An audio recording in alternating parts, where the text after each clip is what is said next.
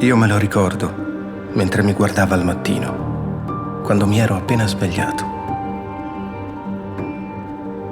Aveva la faccia grigia, scavata dalla notte della fabbrica, e le mani grandi e ruvide, come la lingua di un gatto. Con quelle mani affrontava la terra, per cercare, toccandola, di trovarci dentro qualche parola da portare a casa, a noi che nel frattempo giocavamo a sognare.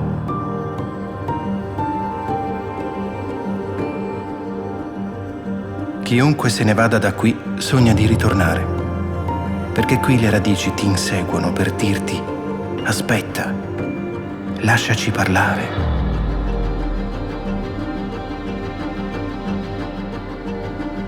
Io mi ricordo di come sapeva capire dagli sguardi, perché gli occhi degli anziani hanno dentro il mondo, del quale hanno imparato a ridere, ormai stufi di preoccuparsi. Io mi ricordo di lui ad aggrapparsi ai bicchieri come fossero preghiere, quando provava a bassa voce a farci capire che ci voleva bene.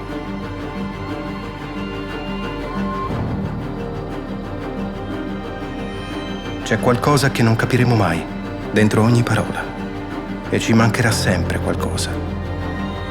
Perché il bello della vita è non smettere di cercare. La ragione è l'unica a fidarsi totalmente della poesia. Perché questa è una terra che si sente sulla pelle, come il vento al mattino.